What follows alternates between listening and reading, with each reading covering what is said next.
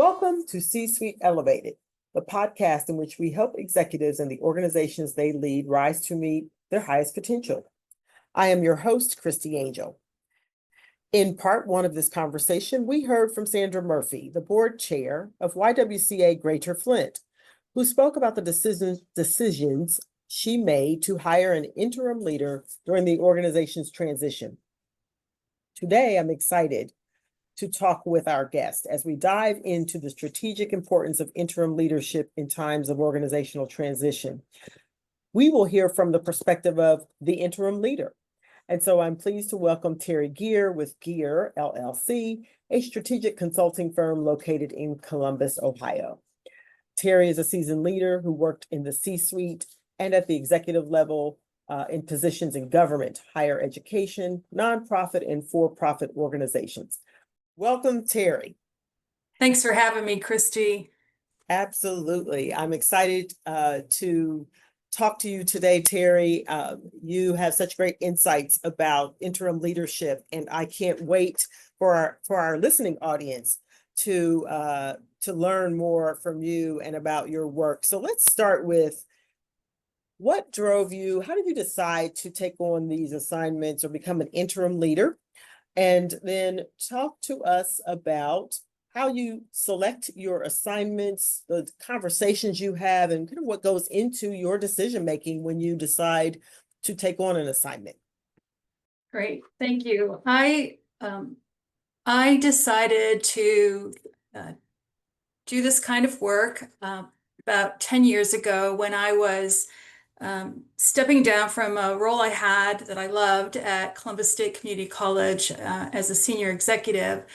And I was ready to do something else after 14 years. So I sat back and thought about my career, and I realized that I had on several occasions served in an interim role as I looked back over my career to think about what I wanted to do next. And I realized that I had done several interim roles under the umbrella of large organizations. I had been an interim HR director at the Attorney General's office in Ohio.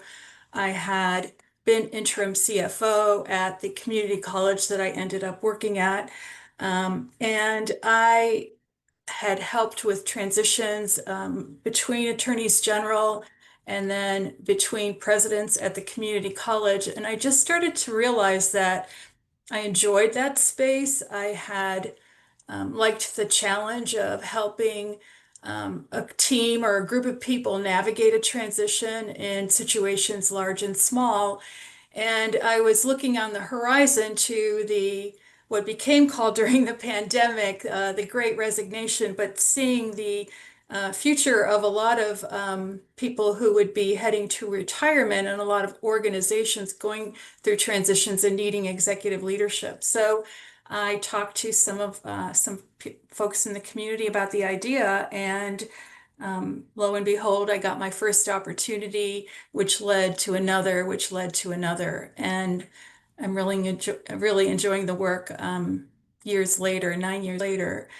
And I'd love for you to remind me where you wanted me to go from there, Christie. Sure. Well, so you decided to do this. You get this great reputation. At least I know in the community, you have this reputation of being a great kind of interim leader and guiding boards and staff through these leadership transitions. But what goes into your selection when you are having this conversation? Like, walk us through, tell us a story of kind of how you come to learn about these assignments and then make the decision to join an organization as an interim leader. Right. That's a great question. I was fortunate when I got my first sort of community visible opportunity at the Women's Fund of Central Ohio that led to an immediate invitation to consider another interim. And that's really how they come, is word of mouth when an organization is finding itself faced with a transition, and generally in the nonprofit sector. And it's I love the initial conversations, to be honest, between myself and a board chair, between myself and an executive committee, because it's really for me, it's trying to understand where the board is, what they've thought about, why they reached out to me. Like, why are you thinking about having an interim? Some people reach out to me because board chairs don't know like where to even start. And that's a different conversation, because I do like to share experiences and share opportunities for people to think about specific questions that would inform the direction they want to take during an interim executive transition. But um, it's really a kind of a matchmaking conversation. Like, what are you looking for? And am I the right person to meet the need that you have in your organization? Mhm. And what I find is uh, board executive committees don't really know what to ask me. So exactly. So I share with them what I generally outline as my deliverables. And if they're the kind of deliverables that they're looking for, then I might be a match for them. So I share with them that basically I had three deliverables, and they may seem kind of squishy, but they evolve as the time goes on during the transition. And the fourth one, I think you've had, Christie, a role in adding to the deliverables, I know, with at least two recent boards. But when you're going into a transition, and oftentimes I get called because it's an abrupt situation where an organization may part company with its CEO on a Friday and find out about me and call me a few days later. So these come up kind of on quick notice, generally not more than 4 to 6 weeks for me, although I'm having a conversation right now, potentially with a executive committee that's thinking a little bit longer term, and we're at sort of the beginning of the various steps to get to being an interim. But the deliverables I put on the table for their consideration is, number one, I provide calm, steady leadership in an environment that can feel, um, well, it's uncertain for the board and for the team, and how I can be a calm, steady leader, working with both the board and the team and navigating through an uncertain time that over the portion of the transition becomes more certain, because we lend more definition to it, between myself and the board chair agreeing as to what that looks like. Secondly, is I propose that I look around, so to speak, which is to do an organizational assessment, which I've run the bases in organizations. I've been in HR, I've been a finance person, I've done facilities, I've done advancement. And so it doesn't take me very long to kind of assess the current state with deep dive conversations one-on-one with team members, with board members. So in the first month, generally, I can craft a high level assessment of strengths, weaknesses, opportunities, things that I could address while I'm there, and things that should be left for the next leader, because it'll transcend the brief time that I'm there, and it's their decision to make.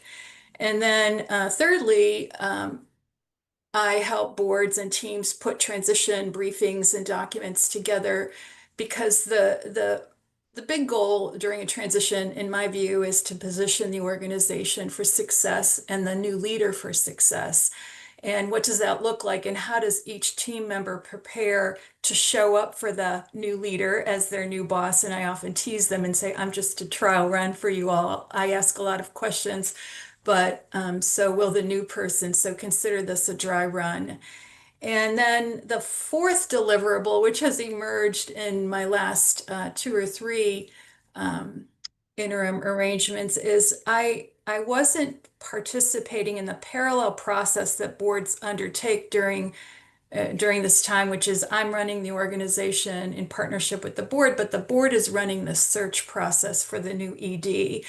And I've been invited, thanks to you, I believe, Christie, to be part of the last two search process at the very end because, and I also, as you know, but for the audience, I have partnered with Christie in this work because I believe strongly that part of setting up a new ED for success is giving them a really honest overview of what they're going to be inheriting if they take the role. And those are the four deliverables I start the conversation with whoever calls me to give them Mhm. an idea. And I think this is going to sound kind of immodest, but I think if you talk to board chairs who I've worked with, I think they get a lot more than they could have imagined because I think where they start conversations, even if they don't, and some do say, we need somebody to keep the lights on. I'm not the gal who's going to keep the lights on. I'm going to dive in. I'm going to be curious and I'm going to hopefully work with the board and the team to be better positioned at the end of the transition for a new leader than we were when we started. Yeah, yeah.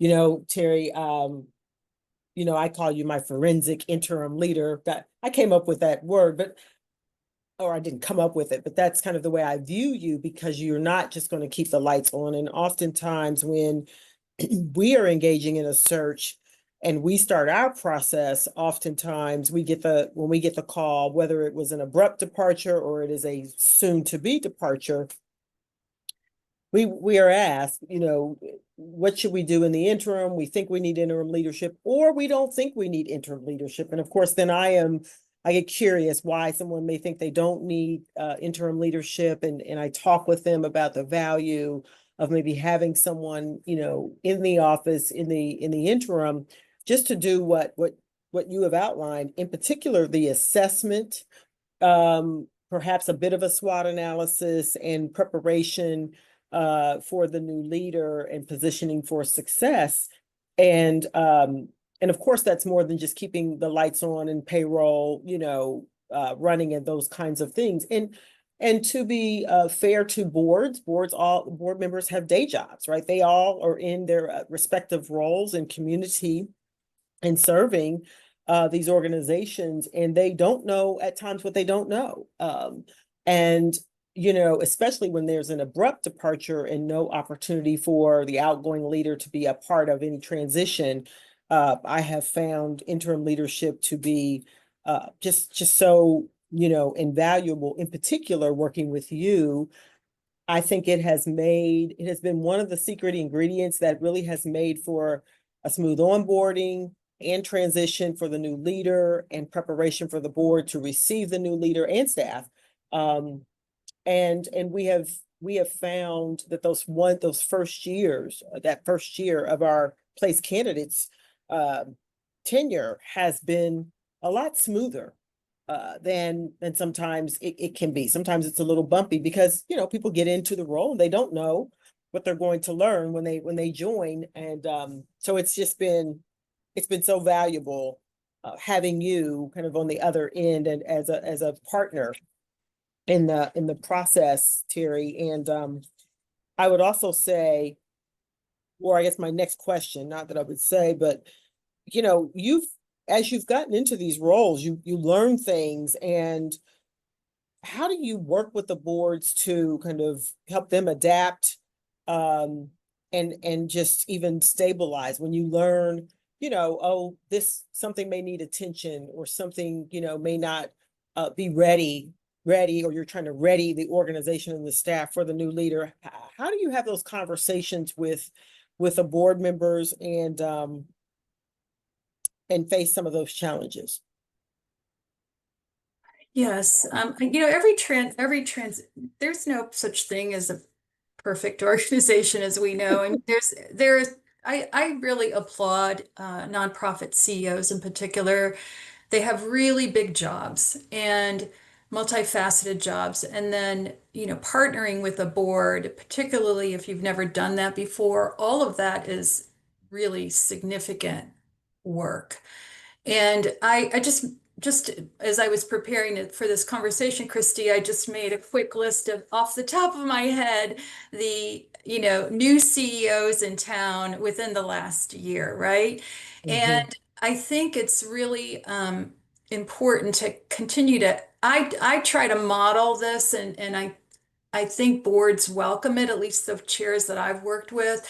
We become a team really quickly because I think when they realize that, and it doesn't take very long, like when we start to find, things that I could take care of while I'm there, some big, some big in terms of like, wow, I'm kind of surprised that is happening, but I can take care of that and smooth that out while I'm here.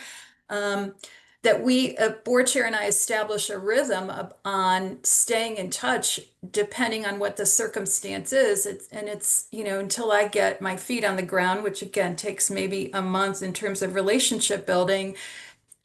I've been fortunate to have board chairs who are right there with me to get things done, so to speak, Mhm. for setting up. And my best argument is you don't want your new CEO confronting this, leaving this for them. It should be taken care of now. And it doesn't really take much compelling, if the board chair and I are on the same page as to how we want to help a new CEO glide on board and be successful in a way they might not be if they inherit some of the things that are just going to consume so much time to take care of that we could take care of in the meantime. But again, I've been really fortunate to work with really dynamic chairs. And one of the things I say to, like, I think you were getting at, like, sensitive conversations. How do you navigate those? I just tell it like it is. And I say it tongue in cheek, but I also mean it because it's kind of a test of how much people really want to hear. But sometimes I'll start a conversation by saying, before I share this, I just want you to know there is a 7-day out clause in my contract. And so if they're not happy hearing it, it's just like, it's okay, but I feel like it's my professional responsibility to share what I know, to put it on the table, and then together we decide how to navigate it. Um, and I've just been really fortunate to work with people who have um, you know, we've jumped into the deep end of the pool together, and Mhm. we're gonna fix it and make it better for the new leader and for the team also. I mean, I want to, talk a bit about, if you're open to, um, how I partner with the teams as well, Yes, because yes. we That just was my next question. You're ahead of me, but please go ahead. I think that's such an important part of this because the staff, as you mentioned earlier, in these transitions, right, there are, it's uncertainty, there are nerves, and they are moving from a leader that's been in place to now an interim leader, and then they'll have yet another leader. So how do you work to steady, kind of the emotions? I mean, there's emotions tied up in this. There's all of this uncertainty. Um, how do you and how do you help keep the staff kind of focused on the work in front of them instead of kind of, worrying and navel gazing about what is to come? yes, in some ways I love doing this. I mean, all these parts are kind of favorite parts, but this one in particular is maybe closest to my heart. I have lost my job once to the electorate, um, back back a couple decades, and it's not only did knew I was losing my job because I was an appointee, but I was also the person who had to tell other people what the future might look like in a very condensed transition period between an election in November and January. So I know what all that feels like. And I'm very empathetic to that. And one of the things I remind myself is, like, these people are in this space, right? William Bridges calls it the neutral zone, right? You're on a platform, you're going to jump from one platform and then end up on another one. Hopefully, in that middle part is a neutral zone. I mean, as soon as you find out your CEO is leaving, anxiety builds. And so what I do, like from a tactical standpoint, is the first thing I do after I have an agreement with the board is I reach out, and it's usually around the holidays, interestingly, that these things happen. And so I'll just reach out on LinkedIn and tell each team member that I'm looking forward to meeting them. And then when I get on board, one of the first things I do is I schedule one-on-ones with each team member and I listen. Mm-hmm. I ask them what they what they're feeling, what issues they have that I should know about, what they're hopeful for, what they're afraid of. And people are generally pretty transparent with me and become increasingly so as we build team and as they become familiar with the path we're going to take, which I make very clear. But you have to meet people where they are, and you have to recognize the emotion. I know one client, I ran into somebody recently, a staff member at a client I've had in recent years, and she brought up, interestingly, because they went through other transitions, and she brought up that at the first staff meeting, she goes, "I don't remember what you said when you were when you were introduced." She said, "But I remember what I thought." And I said, "Well, what was that?" And she said, "I remember that you met us where we were." Because I got up and the first thing I said was, after hello, was, "This is really weird, isn't it? This happened, and now I'm here, somebody you're meeting today." And Mm-hmm. I think just calling it for what it is really important. And I think the other thing that I do that works out really well is within the first couple weeks, I take folks off site to a really nice co-working space in town, and we have a retreat all day.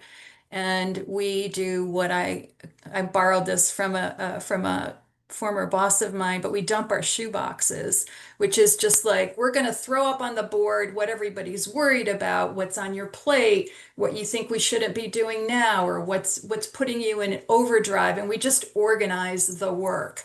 And that's a bit of a pivot point, right? Like we've had our chance to be emotional and worried and fretting and hand wringing, and now we're going to focus on the work. And this is the path forward. Here's the work that we have to get done, the programs we have to keep moving along, etc.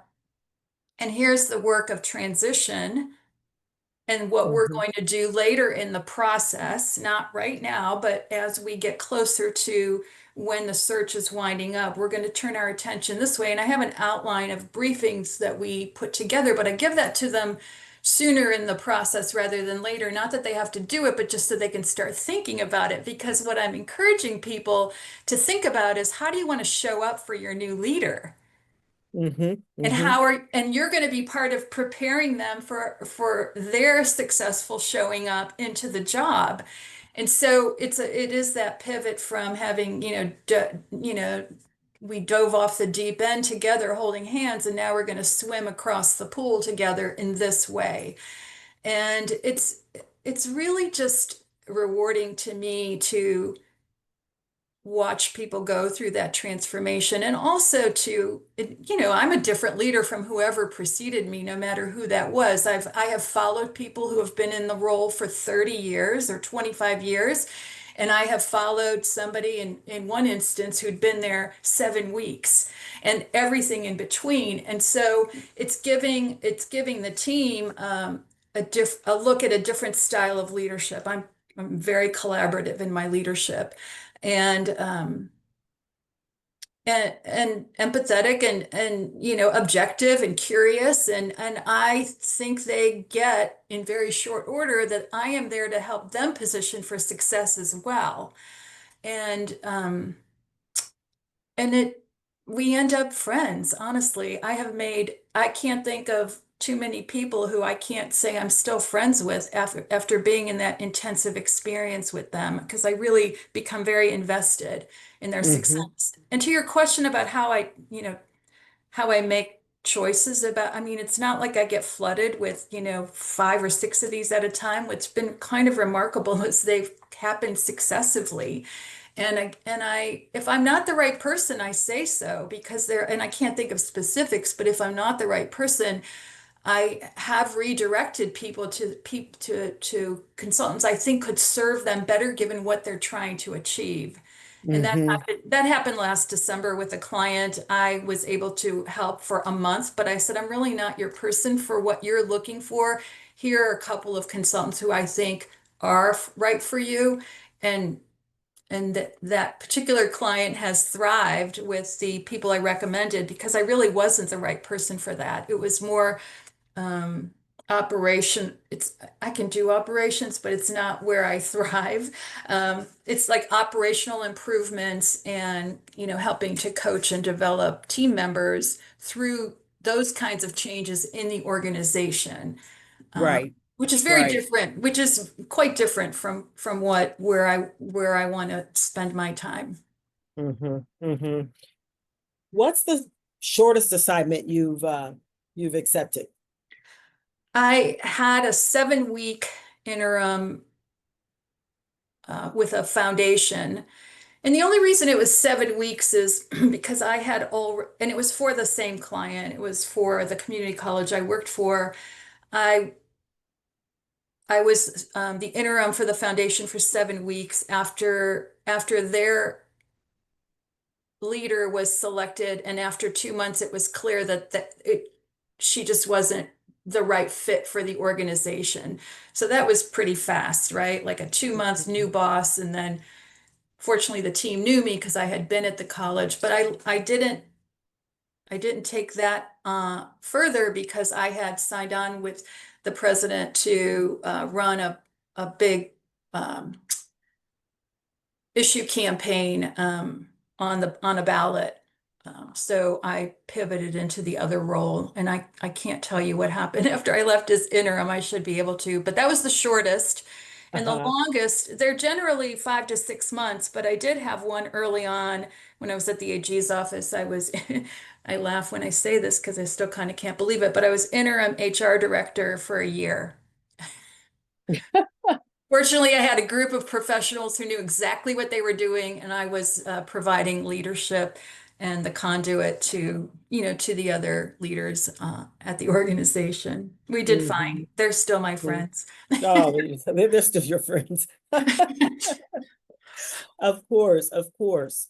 Um, Terry, at one point, I think you mentioned to me that maybe you have a contract or, you have a list of kind of things that you go over. Maybe it's these four areas that you mentioned earlier, Mhm. but what you kind of agree to with the board chair. Can you talk a little bit more about that? Yeah, well, I'm not sure I have much more to say other than that's what I agreed to. I mean, the language is almost exactly what I shared with you. And Mm-hmm. then as the work evolves, it becomes the work plan develops while we're in real time. Okay. Um, I had I had one client where, I mean, really, the range of what I end up doing is unpredictable. When I was at a larger nonprofit budget of about $14 million, I spent, a fair amount of my time working with team to get us out of contracts for work that the board chair and I decided together needed to be terminated. And so I was Mm-hmm. navigating with, in some cases, longtime partners who I was canceling their contracts um, to, parting company with a consultant whose time had expired with the organization and there wasn't going to be a need going forward, in one case, a long-standing relationship to you know, parting company with employees who aren't aren't culturally a good fit or just we can't afford to retain, to be honest. Mm-hmm. So Mm-hmm. making some hard choices to clear to clear a path again for the success of a new executive director. My view on that is they should not have to deal with problems that can be solved that were of somebody else's creation Yes, for a different time. It's not passing judgment on it. It's a different time. a different time. That's right. That's right. I wholeheartedly, well, I agree with you. And I certainly have been on boards where, we've had some similar situations. And sometimes I take the position too after a long-term leader, but maybe this is not the right position. Tell me what you think. But sometimes I think if there's been a long tenured leader, let's say, I mean, now long tenured is anything more than 7 years, but let's say that someone's been in a role 15 plus years. Sometimes even though the board is ready to start a search and place a new leader, and sometimes they have an internal interim who isn't interested in the role and can, just keep things steady. I do consider that more of the keep the lights on, right? It's hard for an internal interim to do some of the things you're talking about and then stay with the organization. Right. And I think it's even more difficult. I think you and I agree on this, but certainly you can share more when there's an internal interim who's interested in the role. We as a search firm, sometimes we hope that we can, if someone's interested in the role, let them get ready, prepare to interview and go through the search process, and not saddle them with being an interim leader as well. And that is where we usually make the recommendations for an outside interim.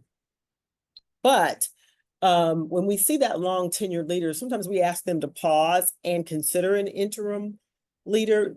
And sometimes it's just about, the assessment of the organization and the preparation. Again, nothing wrong, nothing that long-term tenured leader, has done, but we are preparing the organization for a new time in there, with a long pause in between transitions. There can be much work to be done, and there can be much staff work to be done.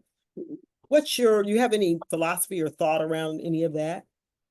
Well, yes, I I don't know that we're still parting company with, multi-decade long leaders in this region. And I happen to follow a 25-year leader, and then another situation where that was a leader for 30 years, followed during the pandemic by a leader who was there for maybe 2.5, 3 years. But during the pandemic, that was just a whole different ball game. But I think that the pause is really necessary. Because there can be transitions within transitions. And I think by way of example, where I followed a 25-year leader there, and this speaks to some of the elements you just said, there was an heir apparent, and everybody well, not everybody, but a lot of people just assumed that it was going to be a really smooth, leaderful transition. But what was a surprise to a lot of people is that the board, which was engaging a national search, was serious about the national search. Mhm. And as it turned out, the leader left, and within 2 months so the leader left on a Friday, I arrived on a Monday. Within 60 days, the new leader was announced, and it wasn't the heir apparent. And the emotionalism of that was really, really intense. And then a month and a half later, the person who everyone thought was going to get the role left for another leader role, which was another emotional moment. And then 2 weeks after that, the new leader started. I mean, those are talk about that, emotionalism. That was a real roller coaster. And Mhm. we had to keep the work moving. And I think that I don't know. It might, to what you said, I mean, how long is the pause, right? And your perspective on how you know, manage a search within that time period as well is, kind of an interesting question for me. But uh, in that case, it might not have been long enough, the transition, but you know, there's a lot that has to be unpacked when you have a longtime leader because people think the new person's going to come in and be just like the old person was. Mm-hmm, And the mm-hmm, sh and the shock of the change reverberates for a while. It can reverberate for a while. And while I'm interim, I try to coach people up to things, like things are going to be different.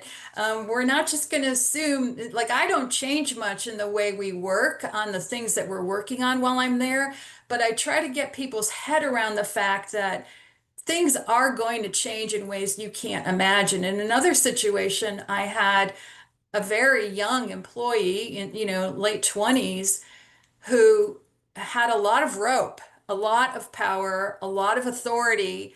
And I kept saying, like, this is going to be a challenge for you because under under no future leader can I see you having the kind of independence, power, and authority that you have at such a young age and may never have again until you run your own show. mm-hmm. And a year later, that same person came to me and say, "You were right, and I wasn't listening, and I'm still here. It's because I've grown." And that, it's really satisfying for me, right? Because I can tell that people are resistant and think it's going to continue to be the same way. And I know for a fact it's just not. And Mm-hmm. but I try to be just a truth teller based in my experience, which is what I have to offer. And Mm-hmm. I'm kind of I'm gentle but firm about it, and I all I can do is coach people to where I think they need to go, and then they have to take it from there. Yeah, yeah, absolutely. Absolutely. What are the things, like, what am I missing in our conversation? What are the things that you want boards and or staff to know about kind of the value of interim leadership, and what are a few takeaways as our listening audience is preparing to, some of them are preparing to start a search, um, perhaps exit a leader, or a leader is exiting and they are thinking about interim leadership. That's a really great question, and I was thinking about this quite a bit because I'm the product of my own experience, and I think I would encourage boards to think seriously about having an interim for the reasons we talked about. But I also encourage them to ask really good questions because I have been through transitions and I can guide a board to the things I think they should be thinking about. But if you pursue somebody in transition and you have to push to ask the kinds of questions that are going to make you comfortable bringing that person into the organization. I mean, I have the benefit of people in this community knowing me for decades. And I think talking to references is really important because you are bringing somebody in and they'll parachute in and they have to adapt to a board and the circumstance quickly.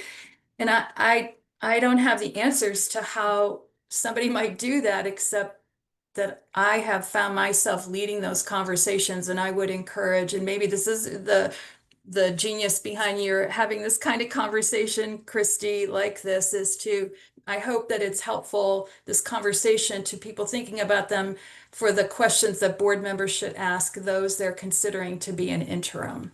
Does that make Mhm. sense? That does make sense. That does make sense. It's a, And it's a, it's a, di- it's a, it, you gotta click. You gotta click.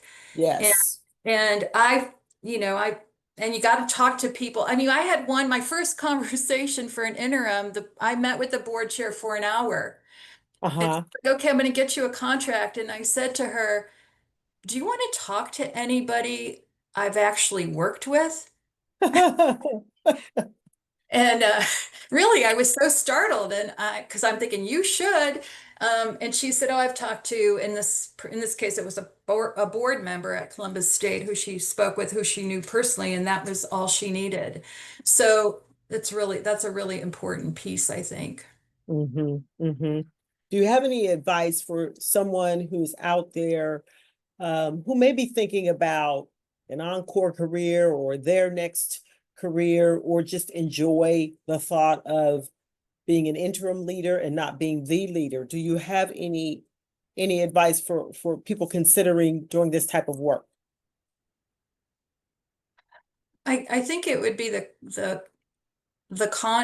converse of what I just said, the going the other way. I think asking the right questions of the board and what they want you to do while you're there is Mm-hmm. is a surprisingly startling question to boards when I ask them that, because they don't know. And I actually texted a former board chair client, and asked her what she thought about this, and she's like, we had no idea what we were going to do, what a transition would look like, or what it would entail. And Mm-hmm. and that's a really candid reaction. And I think that the value proposition and people wanting, like, going offering themselves is to know what they can offer, and to articulate that to a board to test drive if that's what they want. Mm-hmm. And so, and it's interesting, I have people who have shared with me, pulled me aside in my interactions with clients and board members, who say to me after they kind of experience what I do in this role, they say, I really want to do what you're doing. I'd like to have coffee. Yeah. So it's an intriguing proposition, but you have to know what you do and don't bring to this kind of circumstance. I mean, I think what I bring is I've run the organizational bases, and I've been through transitions, and that's where I evolved to wanting to do this kind of work, because I find it really satisfying, but my Mm-hmm. experience is what guided me there. Mm-hmm. And you are a truth teller. I am.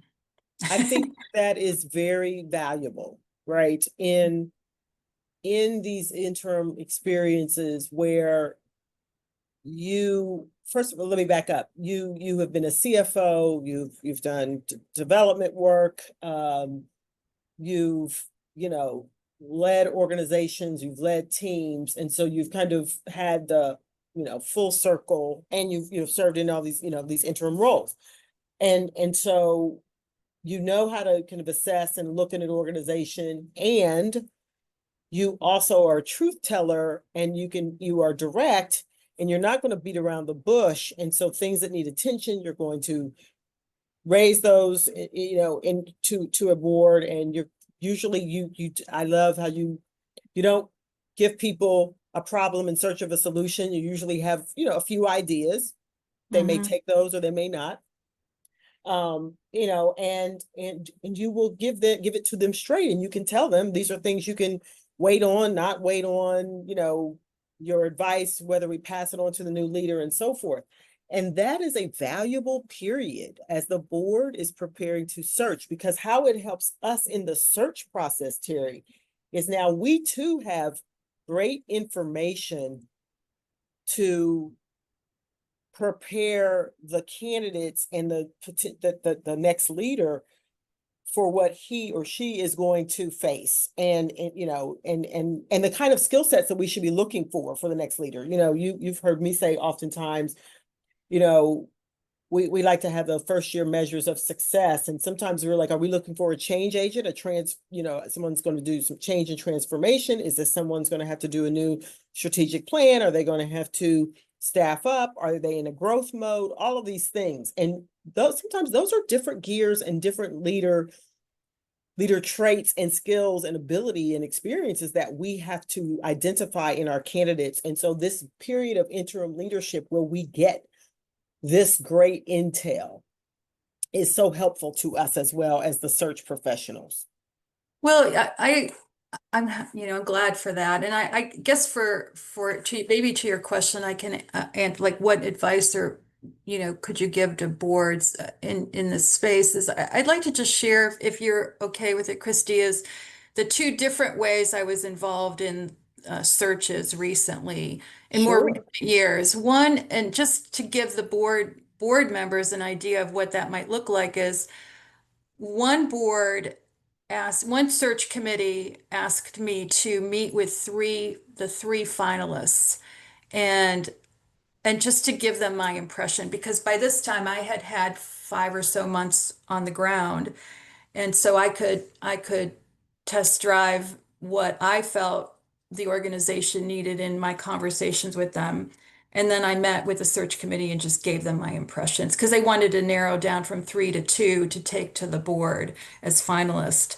And then in the other situation, I was not asked to do that, but what I was asked to do, because I had talked to executive committee members, and the question kept coming up, is I'm not sure, board members would say, I'm not sure we know what we're looking for in the next executive director. This is like well into the process.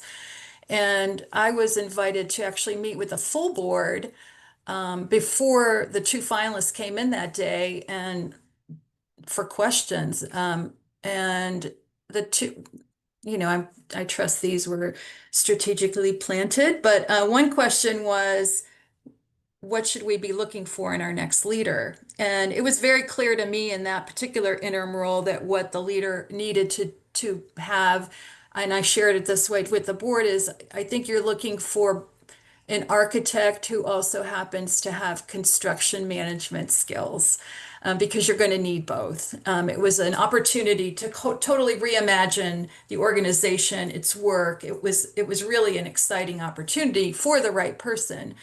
And the other question was related to advancement and fundraising capability, and that was a circumstance where it was interesting to me that the organization that had a substantial endowment was even fundraising. So um, Mhm. that was a different way of engaging with the board, each in the pursuit of finding the right person and trying to put words to what they were looking for. And I was really I think that my experience added to the conversation, and but more than that, just having the opportunity to share it. Yes, yes, agreed. Well, thank you. And thank you for doing that. Undoubtedly, it won't be the first or the last time. Well, obviously, we've done it twice now, but it probably won't be the last time, Terri, as you and I continue to run into each other, whether we plan it or whether it just happens for happenstance that we find ourselves working on some of the same engagements and working together again. It certainly has been, a pleasure, one, talking with you today, and reliving some of these positive experiences. We see, those two leaders thriving, I think, in their roles now as we follow them. And I look forward to what's next. Certainly hearing about your next interim assignment, and hopefully the chance for you and I to work together again. I would love that, Christy. I appreciate the opportunity to share today some of what I've learned on this interim road. It's been really rewarding. Great. Well, thank you for joining today's podcast. And again, for our listening audience, you've been listening to Terri Gehr with Gehr LLC on the C-Suite Elevated, talking about the value of interim leadership in nonprofit leadership transitions. And I assume some of these things can also apply to for-profit leadership transitions.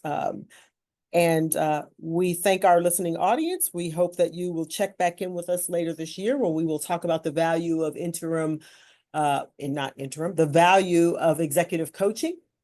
More to come from Broadview Talent Partners. Thank you, Terri. It's been great to be with you today. And thank you all for listening.